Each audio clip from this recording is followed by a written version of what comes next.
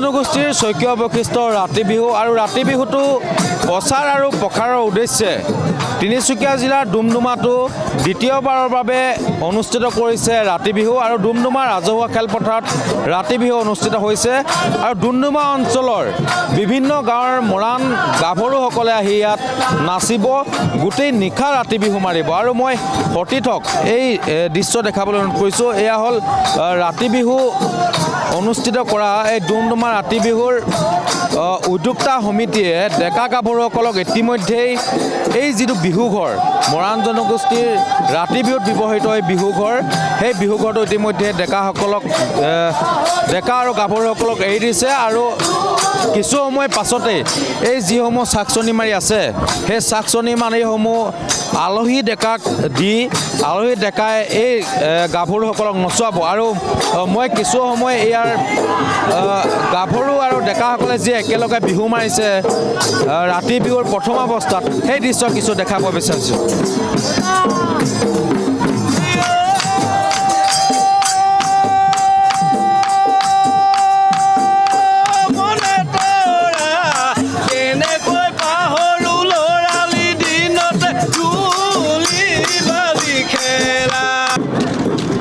ৰাতি বিহু স্থলীত লগ পাইছোঁ তিনিচুকীয়া জিলা পৰিষদৰ সভাপতি ভাদেশ্বৰ মৰাণ আছে আৰু তেখেতে নিজে এগৰাকী জনপ্ৰতিনিধি হোৱাৰ লগতে এগৰাকী মৰাণ জনগোষ্ঠীৰ লোক, গতিকে তেখেতৰ পৰা কিছু কথা পাতিম। ইমান ধুনীয়াকৈ ৰাতি বিহুটো পাতিছে ডুমডুমাত। প্ৰতিখন মৰাণ বহুকেইখন গাঁৱত পাতে ৰাতি বিহু পাতে, পৰম্পৰাগতভাৱে পাতি আহিছে। তাৰ মাজতে প্ৰচাৰ আৰু প্ৰসাৰৰ ক্ষেত্ৰত পাতিছে। গতিকে জনগোষ্ঠীটোৰ ফালৰ পৰা বা আপোনালোকৰ চৰকাৰখনৰ ফালৰ পৰা কৰিবলগীয়া জনগোষ্ঠীটোৰ কাৰণে কৰিবলগীয়া কেনেধৰণৰ কাম আছে বুলি ভাবে আপুনি? মৰাণ জনগোষ্ঠী অন্যতম এটা চহকী সাংস্কৃতিৰে পৰিপূৰ্ণ জনগোষ্ঠী। এই কথাটো আমি সকলোৱে জানো। বিভিন্ন মৰাণ জনগোষ্ঠীৰ লোকাচাৰ আছে, ৰীতি নীতি আছে। তাৰ ভিতৰত অন্যতম হ'ল ৰাতি বিহু আৰু এই ৰাতি বিহুটো এতিয়া বিশ্ব দৰবাৰত প্ৰতিষ্ঠা কৰিবৰ কাৰণে মৰাণ জনগোষ্ঠীয় সমাজ হিচাপে ৰাইজে আজি প্ৰচেষ্টা চলাইছে। যদিওবা প্ৰায় 90 দশকৰ সময়ছোৱাত বিভিন্ন কাৰণত ৰাতি বিহুৰ প্ৰায় বিলুপ্ত অৱস্থা হৈছিলে। এই কথাটো আপুনিও জানে, আমি সকলোৱে জানো। আৰু এতিয়া শেহতীয়াভাৱে এই ৰাতি বিহুক বিভিন্ন গাঁৱে বিভিন্ন চুবুৰীয়া অঞ্চলে এতিয়া উদযাপন কৰা হৈছে আৰু এই ক্ষেত্ৰত চৰকাৰখনো কৰণীয় আছে আৰু অসমৰ ভূমিপুত্ৰ জনগোষ্ঠীটো এই যি ৰাতি বিহু ইয়াৰ জৰিয়তে সমন্বয় বাৰ্তা, ইয়াৰ জৰিয়তে আমাৰ জ্যেষ্ঠজনৰ প্ৰতি সন্মান, কনিষ্ঠজনৰ প্ৰতি আমাৰ মৰম, লগতে ধৰ্মৰ যিটো আধ্যাত্মিক চিন্তা চেতনা জড়িত হৈ আছে, ইয়াক অধিক গৱেষণাৰ প্ৰয়োজন আছে বুলি আমি ভাবোঁ। ধন্যবাদ জনাইছোঁ। আৰু ডুমডুমা ৰাতি বিহু মূল এজন প্ৰতিষ্ঠাতা বুলি ক'ব লাগিব আৰু ডুমডুমাৰ সমাজক মূলেন্দ্ৰ মৰাণ লগতে আছে। আপোনালোকে ডুমডুমাত ৰাতি বিহুটো প্ৰচাৰ প্ৰসাৰৰ ক্ষেত্ৰত প্ৰায় কেইবছৰমান আগৰ পৰা আৰম্ভ কৰিছে। এইবাৰ দ্বিতীয়বাৰৰ বাবে দ্বিবাৰ্ষিক হিচাপে অনুষ্ঠিত কৰি আহিছে। গতিকে এই জনগোষ্ঠীটোৰ এই ৰাতি বিহুটোৰ প্ৰচাৰ প্ৰসাৰৰ ক্ষেত্ৰত ইমান দিনে কৰি আহিছে, ডুমডুমাটো কৰিছে, আন ঠাইৰ লগতে কাকপথাৰত আন বিভিন্ন নলনীত ক'ৰবাত কৰি আহিছে, তাৰ লগতে আপোনাৰ ডুমডুমাটো কৰিছে। গতিকে এই জনগোষ্ঠীটোৰ এই ৰাতি বিহুখন আৰু কেনেদৰে আগবঢ়াটো বিচাৰে বা জনগোষ্ঠীটোৰ ৰাইজে কি কৰাটো বিচাৰে, কেৱল মৰাণ জনগোষ্ঠী বুলিয়ে নহয়, কাৰণ এটা পৃথক এটা বস্তু বুলি ক'ব লাগিব। গতিকে আন লোকসকলেও বা চৰকাৰখনৰ ফালৰ পৰাও কেনেদৰে ৰাতি বিহুটোক লৈ যোৱাটো বিচাৰে? নিশ্চয়কৈ প্ৰথমে আপডেট নাওলৈ মই মোৰ আন্তৰিক ধন্যবাদ আৰু শুভেচ্ছা জ্ঞাপন কৰিছোঁ। ৰাতি বিহু মানে এক মাদকতা। ৰাতি বিহু মানে হৈছে মৰাণ সমাজৰ ঐতিহ্য, পৰম্পৰা আৰু আধ্যাত্মিকতাৰ এক বিৰাট মেটমৰা এক সম্ভাৰ। কিছু ঐতিহাসিক কিছু কাৰণ আৰু বিভিন্ন ঘটনা পৰিঘটনাৰ কাৰণবশত মৰাণ সমাজত অতীজৰ পৰা প্ৰচলিত হৈ অহা এই ৰাতি বিহু কিছু বছৰ আগলৈকে অসম আৰু অসমীয়াৰ বিভিন্ন জনগোষ্ঠীৰ লোকসকলে ইমান ভালকৈ জ্ঞাত হোৱা নাছিল। কিন্তু পৰিৱেশ আৰু পৰিস্থিতি এতিয়া যিহেতু অসমত এটা অনুকূল, গতিকেলৈ মৰাণ সমাজে পুনৰাই ৰাতি বিহুটোক এক বিশেষভাৱে উজ্জীৱিত কৰি তুলিছে। আৰু যিহেতু ৰাতি বিহু হৈছে অসমৰ সমাজ জীৱনৰ, সমাজ সাংস্কৃতিক ক্ষেত্ৰখনৰ এক বিৰাট এটা সম্বল। গতিকেলৈ ইয়াক যাতে বিশ্বৰ দৰবাৰত বা ভাৰতবৰ্ষৰ বিভিন্ন জাতি জনজাতি ধৰ্মাৱলম্বী লোকসকলৰ মাজত যাতে প্ৰচাৰ আৰু প্ৰসাৰতা ঘটাব পৰা যায়, তাৰ কাৰণে মৰাণ জনগোষ্ঠীৰ কেওটা সংগঠনে বহু বছৰৰ পৰা এক আহুপুৰুষাৰ্থ কৰি আহিছে। নিশ্চয়কৈ যে আজি তৃতীয় বৰ্ষত এইবাৰ ডুমডুমাই ৰাতি বিহু উদযাপনৰ ক্ষেত্ৰত ভৰি দিছেহি। প্ৰথম আৰু দ্বিতীয় বৰ্ষত মই নিজেই উদযাপন সমিতিৰ সভাপতি আছিলোঁ।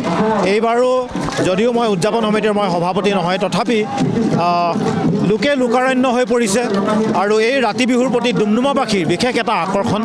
আৰু বিশেষভাৱে অন্যান্য ঠাইত যদিও ৰাতি বিহু উদযাপন কৰা হয়, তুলনামূলকভাৱে ডুমডুমাৰ কিছু ব্যতিক্ৰম।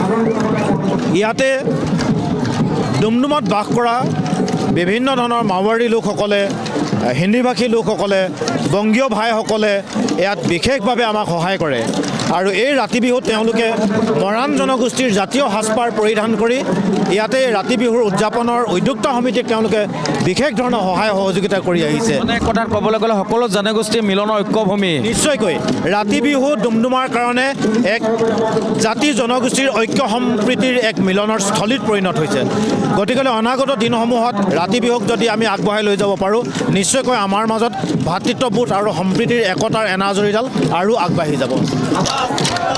আৰু এয়া হ'ল যিটো চাকচনি মাৰি দিয়া পৰ্ব, এই পৰ্বটো ইতিমধ্যে আৰম্ভ হৈছে। আৰু ইয়াৰ পাছতে যিসকল বাহিৰৰ পৰা ডেকাসকল আহিছে, বিভিন্ন গাঁৱৰ পৰা ডেকাসকল আহিছে, ডেকাসকলে যিসকল নাচনি আছে, ডুমডুমা অঞ্চল নাচনীসকল ইয়াত উপস্থিত হৈছে, সেই নাচনীসকলক গোটেই নিশা নচুৱাব। আৰু এই সদৌ-মৰাণ ছাত্ৰ সন্থাৰ যিহেতু মূল সংগঠন ইয়াত উদ্যোক্তা সমিতি হিচাপে, আৰু সদৌ-মৰাণ ছাত্ৰ সন্থাৰ কেন্দ্ৰীয় সমিতিৰ কেন্দ্ৰীয় সভাপতি পলিন্দ্ৰ বৰা আছে, তেওঁলোকৰ পৰা কিছু কথা পাতিম। প্ৰচাৰ আৰু প্ৰসাৰৰ ক্ষেত্ৰত অনুষ্ঠিত কৰা ৰাতি বিহু দ্বিতীয়বাৰৰ বাবে অনুষ্ঠিত কৰিছে ডুমডুমাত।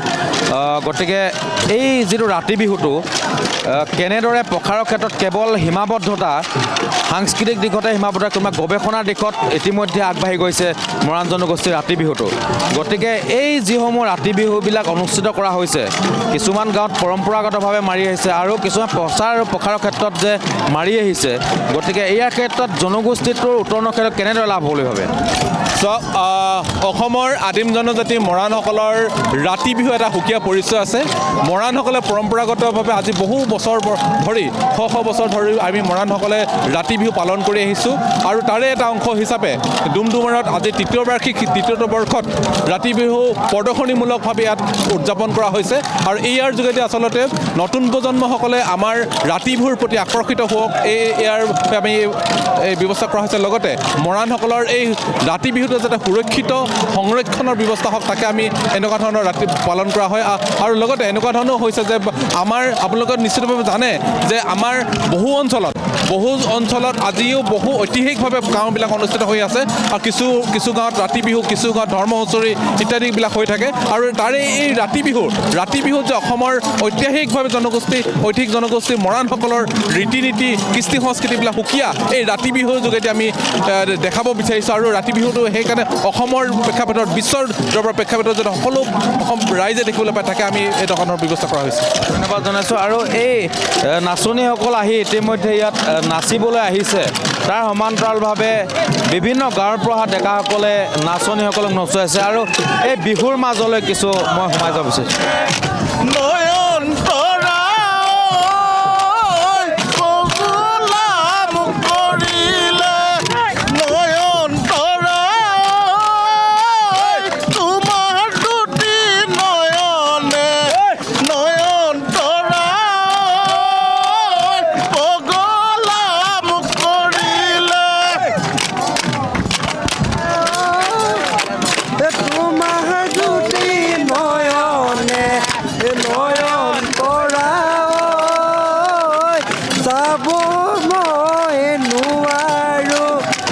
আৰু এনেদৰে দেখা গৈছে গোটেই নিশা যিসকল গাভৰু আছে, মৰাণ গাভৰু আছে, ডুমডুমা অঞ্চলৰ মৰাণ গাভৰুসকলক এতিয়া এনেদৰে নচুৱাই ডেকাসকলে মৰাণ জনগোষ্ঠীৰ ৰাতি বিহুৰ বা গছতলৰ বিহুৰ যিটো বাদ্যযন্ত্ৰ বুলি ক'ব লাগিব, চাকচনি মাৰি, সেই চাকচনি মাৰি গোটেই নিশা নচুৱাব এই ডুমডুমা অঞ্চলৰ মৰাণ গাভৰুসকলক।